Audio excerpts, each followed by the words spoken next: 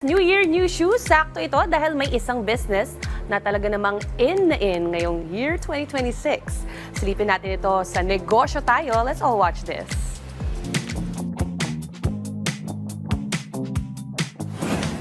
Ang mga ginagawa kong sapatos since 1983 ay espadrille. Yan muna ang aming ginagawa. Mga tsinelas na espadrille tsaka mga yung uso noon. Ngayon yung nag-combine kami ng anak ko ng sapatos, kaya meron na rin kaming mga casual shoes na para sa mga teenager, teachers, or mga lola. Nagsimula ang aking negosyo nung ako'y nag-asawa kasi kailangan namin mag-business dahil para sa future. Nag-start kami nung 1983. Nagkaroon kami ng ano namin ay espadrille muna kami kasi usong-uso nung araw ang espadrille.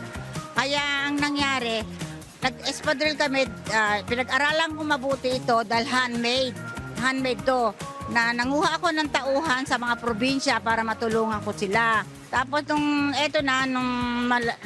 malalaki na ang anak ko, yung aking nakilala ako sa espadrille. Kaya pag pumunta ka ng Marikina, tatanungin mo lang saan gumagawa espadrille, kahit aming munisipyo, ituturo sa amin. Kasi halos parang original siya. Tapos yung aking anak, naturuan ko magsapatos, kaya ang nangyari, nag-combine kami ng sapatos. Sa kanya yung mga casual shoes ng pang ladies. Kaya ako nalinya dito dahil ang mother at father ko magsasapatos. Matagal na sila talagang nagsasapatos, kaya parang minana ko sa kanila yon. Ngayon yung anak ko, minana naman sa akin. Maganda naman ang kita nung araw. Pero ngayon, sa panahon ngayon, medyo maraming kalaban. Konti na lang kinikita namin. Pero nag-e-enjoy kami. Happy kami. Kasi ang sapatos ay hindi naman nawawala sa yan. Kasi lalo na Marikina. Pag sinabing Marikina, matibay. Yung aming katulad ng anak ko, naghahanap buhay siya dahil sa sapatos.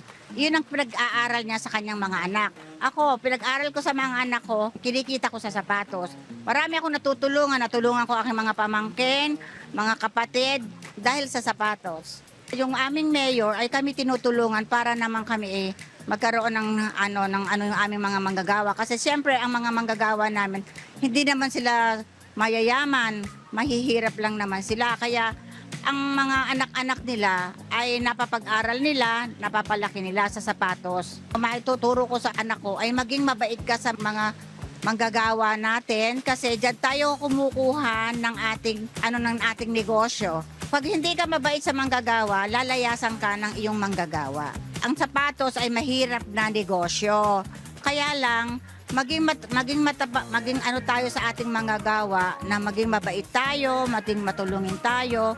At ibigay natin yung inaano nila, gaganti sila sa atin na hindi sila aalis sa atin at na parang magulang ba, ganun.